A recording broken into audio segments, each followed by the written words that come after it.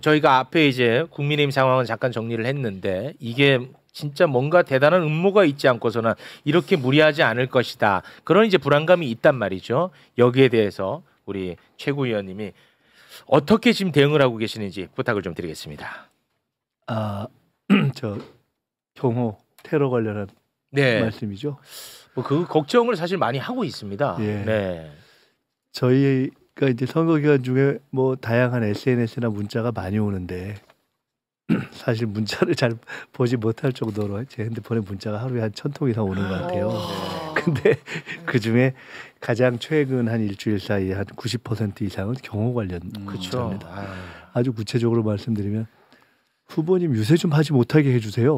뭐 이런 거 제발 좀 막아주세요. 너무 걱정되니까요. 이런 거를 많이 하십니다. 그리고 이제 그것 외에 다양한 제보가 있고요.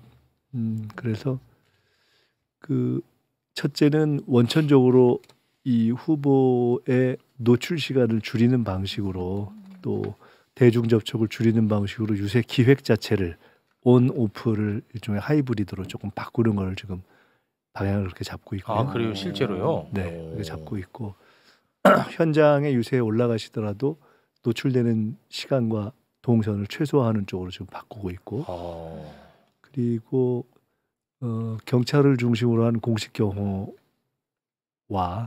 이 부분 또 이제 필요한 장비 이런 것들을 저희가 대폭 강화하는 쪽으로 진행을 하고 있고요. 그래서 뭐 이미 언론에도 나왔지만은 2주 대행 자체가 현재 후보들이 대통령급이라면 내용적으로 그렇게 돼 있는 최고 수준의 경호를 하게 하자라는 얘기를 해서 경찰 측에서도 그런 입장을 가지고 이제 협조가 되고 있습니다. 네. 그렇게 하고 근데 자택 경호는 왜 한덕수한테만 했습니까? 그러게 말이에요. 그럼 난 진짜 너무 화가 나더라고요. 그게 그 전 상황이죠. 예, 그 전 상황이긴 합니다만. 그래서 그런 것들이 이제 실제로는 그렇게 쉽지가 않은 것이 유세와 또 이제 후보의 일정과 경호와 이런 것들이 다 결합돼서 움직여야 되는 것 때문에 ETF를 저희가 별도로 며칠 전에 만들어서요. 죄송합니다. 제가 목이 좀 잠겨서 그 지역이 선대위에 꽤 중요한 역할을 맡은 분들이 뭐 대거 참석을 해서 점검을 했고 어제도 밤 늦게까지 그 회의를 했습니다. 제가 단장을 맡아서 정리를 하면서 내일쯤은 아마 후보 실장 이추석 의원이 요 현재의 준비 상황에 대해서 한번 직접 이제 국민들께나 지지자들이 걱정이 많으시기 때문에 브리핑을 할 생각입니다. 하여간 저희로서는 역대 이런 적이 없을 만큼 선거 막판 뭐 이제 시작했긴 하지만 전체 흐름으로 보면 막판에 최대의 과제다라고 생각하고 맞습니다. 총력을 기울이고 있습니다. 근데 뭐 사실 그 자체도 엄청나게 큰 손해지. 그렇죠. 진짜 엄청나게 큰 손해긴 한데 지지자들이 손해의 힘을 감수하면서까지 그렇게 말할 수밖에 없는 이렇게 요구할 수밖에 없는 정말 그 안타까운 현실입니다. 사실 제일 큰 어려움 중에 하나는 후보의 생각이에요. 후보가 어떻게든지 이 접촉면을 유지하고 싶어 하세요. 뭐 그렇겠죠. 내가 100% 이해할 수 있잖아요.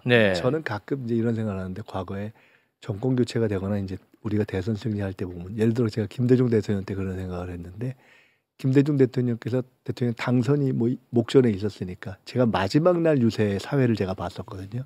그때 제가 무슨 생각을 했었냐면 이게 대중 정치인으로서 하는 마지막 거리 유세겠구나 이런 생각을 했습니다. 그럴 수 있죠. 그런 의미가 있죠. 실제로 만약에 당선이 되고 나면 전혀 상황이 달라지지 않습니까? 뭐 그런 것까지 생각하는 건 너무 앞서가는 것이겠지만은 어쨌든 혼신을 다 부어서 지금까지 예비 단계에서만 40개 군 정도를 지금 후보가 도울 것 같습니다. 80개 군이 좀 넘는데요. 그래서 지금 온오프로 바꿔서도 본선 과정을 다 하면은 역대 최고로 많은 도시가 아닌 군을 돈 기록을 돌파할 수 있을 것 같기는 한데 어쨌든 그런 거에 대한 후보의 의지가 너무 강해서 저희가 이렇게도 얘기해보고 저렇게도 얘기해보고 온라인으로 해도 요새는 쌍방향으로 잘 됩니다 이런 얘기하고 약간 좀 죄송한 말씀이지만 어떻게 좀 살짝 좀 이렇게 속여보려고 이렇게 해도 후보가 맨 마지막에 듣고 나서 온라인 요새는 다르잖아요 이렇게 얘기를 하시더라고요. 그래서 꼭 직접 접촉을 원하시고 그래서 그렇겠죠 당연히. 예, 그래서 저희가 이제는 저도 그런 말씀드렸는데 이 국민과 지지자들이 이렇게 걱정하는 것에 대해서 인정하는 것도 책임이다. 네. 이제는 그런 책임감을 갖고 하는 것이 필요하다. 그러니까 너무 걱정들이 많으시니까 네. 그게 이제 국민의힘의 폭력적 후보 교체 사태를 보면서 더 그런 우려가 깊어진 것 같습니다. 맞아요. 도대체 이 사람들이 뭘 어쩌겠다는 거야? 맞아요. 이게 뭐 테러 카드 외엔 뭐가 있다는 거야?라고 다 생각하는 것이 그러니까요. 대부분의 생각인 것 같습니다. 네, 그럼 저는 뭐 선거는 아예 모르긴 하지만 윤석열이 보면은 지난 대선 때 보면 후보들이 진짜 피곤할 거 아니야. 그렇죠. 근데 그 피곤함을 유세 과정에서 그 유세뽕으로 조금 피로를 회복하는 측면이 있는 것 같아 보이더라고요. 윤석열 막 거기 막 윤석열 연호하면 막 이거 하고 막 행복해서 미친단 말이야. 후보는 사실 그런 맛도 있어야 된다고는 생각하는데 그런 게 있죠. 너무 불안해 지금. 후보가 뭐 대부분의 선거에 나온 후보들은 그런 게 있을 텐데 때로는 대중적인 현장에 가서 냄새만 맡아도 느껴지는 게 있거든요. 그렇겠죠. 그게 이제 감이라는 거죠. 현장의 감을 유지하는 것인데 또 그것이 굉장히 중요하죠, 사실은. 네. 그러니까 대중과 소통해야 되는 정치인, 더구나 정치 지도자, 대통령이 되려는 분의 입장에서는 네. 그 감이 유지되고 순간의 눈빛이라든가 사람들의 기운 이런 것을 통해서 언어 하나, 단어 하나가 나가도 다른 것이 있거든요. 네. 근데 중요하기 때문에 그게 굉장히 소중하고 그래서 저희가 이제 접촉면을 좀 적절하게 조정하면서도 저는 개인적으로 차라리 온오프를 결합하고 필요에 따라서 신뢰도 하면서 주말에 아주 대규모 초대규모 집회를 하자. 그게 더 위험하지 않나요? 그건? 아니죠. 아닌가요? 그것은 오히려 이렇게 거리를 확보할 수 있고. 그런가요? 네. 그걸 연설자로 하셨는데 최소화하면서 단상에서 여러 가지 장비를 그런 게 있습니까? 갖춰서 할 수 있기 때문에. 네. 근데 이제 그렇지 않고 그냥 통상적으로 예를 들어 지금 경청 유세를 할 적에는 막 인파 속으로 들어가 버렸잖아요. 네. 근데 그것은 일단 근접 경호에 있어서 어렵고 지금은 이제 그 외에 이제 원거리에서 있을 수 있는 사고를 우려하는 단계이기 때문에 네. 그런 근접과 원거리에 대해서 하여간 저희들이 우려점을 최소화하고 네. 그렇지만 후보가 이제 여전히 또 의무로 생각하고 있는 국민과의 접촉 이런 것은 어떻게 할 것인가 고민하고 있습니다. 네. 아무튼 뭐 그 부분에 대해서는 뭐 걱정하는 분들보다 민주당 차원에서 더 많이 지금 신경을 쓰고 있다 했으니까 그 부분은 요 정도로 정리하고 만약에 누군가가 선거 쿠데타를 지금 꾸미고 있다면 이재명 후보를 뭐 물리력으로 어떻게 할 가능성 요 하나 이제 짚은 거예요. 이 경우의 수를 따져보면 이제 두 번째가 그러니까 경우의 수입니다 그냥. 네. 부정선거도 경우의 수가 될 수는 있잖아요. 그 부분에 대해서도 혹시 신경을 좀 쓰고 있나요? 쓰고 있습니다. 그 부분도. 예. 근데 이제 그 부분은 일단 염두에 놓고 있고요. 네. 일단 경험 문제가 워낙 큰 문제였기 때문에 그것에 집중을 했고. 네. 그것을 선관위 문제. 네, 통상적인 이제 뭐 부정선거 음모론 이런 것이 아니라. 그렇죠, 그렇죠. 있을 수 있는 여러 가지 그런 선거 부정에 원천적으로 좀 잘 대비하는 차원에서 필요하면 그것도 당의 적당한 단위를 만들어서 좀 지켜봐야 되겠다 생각하고 있습니다. 네. 그리고 이제 세 번째가 가능한 경우의 수가 뭐 예를 들면 뭐 국정원을 막 동원해 가지고 뭐 마타도를 아주 그냥 조직적으로 한다든지. 그 부분은 제가 지난 총선 때 상황실장을 할 때 그때 이제 국정원 선거공작감시단이라고 해서 이제 국감단이라고 하는 거를 실제로 운영을 했었습니다. 네. 그때는 이제 박선원 의원을 단장으로 해서 제가 직접 관리를 했고요. 그때 전 국정원 출신의 그런 경험이 있는 분들 한 20-30명 정도가 이렇게 보이지 않게 저희를 도왔는데 이번에도 그런 어떤 선거 공작에 대응하는 단위를 만들었고 그 박선원 의원이라든가 뭐 이런 그런 부승찬 정보 관련 부승찬 관련 경험이 있는 분들에다가 좀 안정감을 주기 위해서 정성호 의원을 단장으로 아예 했습니다. 네. 그래서 그것도 구성을 해서 그것도 신경 쓰고 있습니다. 구성을 해서 그런데 관련 있는 이제 전직 국정원 분들은 중에 조금 생각이 바른 분들, 정치 개입하면 안 된다 이런 생각을 한 분들은 경험도 있고 국정원 출신들이 어떻게 움직이는가에 대한 노하우가 있어서 네. 그분들이 이렇게 대응 태세를 갖추고 있는 것만으로도 그렇다는 것을 보여주고 알리는 것만으로도 상당한 견제 효과가 있다 하는 것을 저희가 파악했고 좋습니다. 실제로 그것을 통해서 파악한 바가 꽤 있습니다. 네. 상대들이 움직이기 좀 어려워하는 것도 알고 제가 이거 좋네요. 한덕수 대행이 그 상황실을 국정원 출신들로 해서 운영하고 있다는 얘기를 제가 폭로하셨잖아요. 공격할 때 했었지 않습니까? 뭐 가령 이제 그런 등등도 저희들이 이제 레이더를 세우고 있어서 나오는 거죠. 자 그러면 선거 쿠데타 마지막으로 생각할 수 있는 경우의 수가 북풍.